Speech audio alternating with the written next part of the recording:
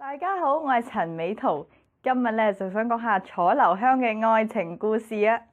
楚留香同陸小鳳一樣，每集都有新嘅女角、新嘅感情線，好似城市獵人咁，係單元劇嚟嘅。而楚留香再犀利啲，一直帶住3個紅顏知己行走江湖，唔係普通嘅花樽啊，各有功能噶。李鴻就對於江湖嘅高手同武功都如數家珍，王語嫣加強版。係楚留香嘅軍師。宋甜兒煮飯最叻，天真單純，兼任小妹妹同廚師。最後係蘇蓉蓉，擅長醫術、易容術，其實就係一個楚留香團隊，全面照顧楚留香嘅需要。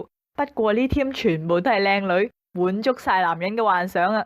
當年趙雅芝就係演蘇蓉蓉紅嘅，係公認嘅經典。可能因為咁啦，好多人都覺得佢係楚留香最愛。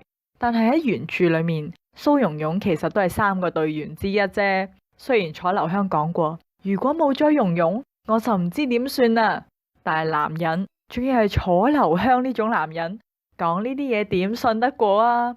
不過楚留香係儲過老婆嘅，叫張傑傑，麻衣教聖女。楚留香為咗追佢，花咗好多功夫，終於喺麻衣教結咗婚。話明係聖女，肯定好多規矩啦。楚留香娶咗張傑傑之後，按照規定呢世都唔准離開麻衣教。楚留香咁愛好自由，梗係頂唔到啦。張傑傑就好偉大咁話：大家都需要你，真正嘅愛係犧牲而唔係佔有。你走啦，最緊要你開心。楚留香就話：我會永遠記得你噶，就走咗啦。臨走前，張傑傑係有咗噶，即係話楚留香應該有後代。不過古龍就冇交代啦。講到尾，楚留香最愛係邊個？